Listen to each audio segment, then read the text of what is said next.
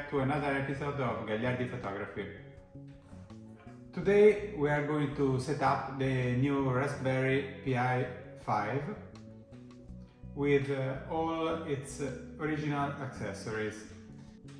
We'll use the Raspberry Pi 5, the board, then we have the original case, we have the fan,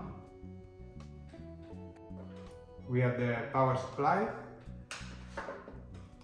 and finally we have the SSD adapter to put an SSD as a boot device.